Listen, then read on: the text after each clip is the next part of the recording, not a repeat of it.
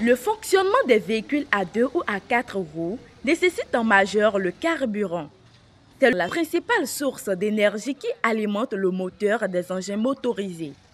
Les vendeurs d'essence en contact direct avec cette substance sont quotidiennement exposés à de nombreux risques sanitaires.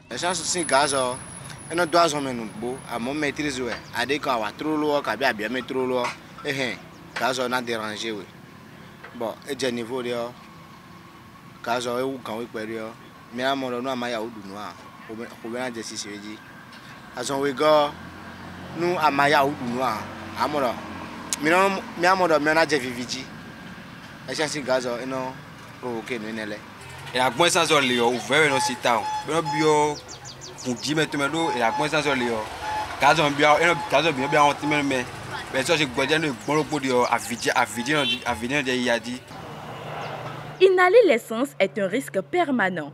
Selon la science, les personnes intoxiquées présentent divers symptômes de maladies qui peuvent nuire gravement à leur système humanitaire. Le carburant est constitué d'une substance qu'on appelle le benzène, qui est une substance cancérigène selon l'Organisation mondiale de la santé.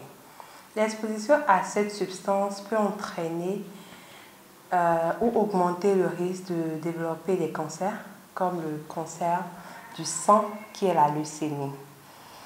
Elle peut également entraîner des problèmes respiratoires, une irritation du nez ou une irritation de la gorge, des problèmes neurologiques par une atteinte du système nerveux central qui peuvent se manifester par des troubles de la mémoire, les troubles de la coordination et les troubles du sommeil.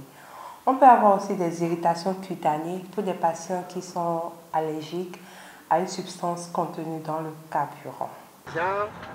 Pour éviter les enjeux du carburant sur la santé, quelques précautions à adopter sont proposées aux commerçants de ce liquide. Pour être en bonne santé dans ce commerce, il est déjà important dans un premier temps d'avoir un équipement de protection, porter des masques avant d'être en contact avec le carburant. Ensuite, avoir une bonne hygiène de vie, c'est-à-dire laver les mains chaque fois qu'on a manipulé le carburant. Et le conseil le plus important que je donnerai, c'est de faire un suivi médical régulier pour pouvoir détecter tôt s'il y a un problème, s'il y a une complication pour permettre le traitement le plus tôt.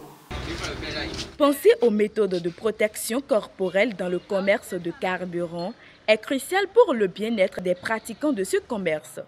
Le contact permanent de l'essence avec le corps humain érode la santé des vendeurs alors qu'ils restent inconscients des dangers invisibles auxquels ils sont exposés.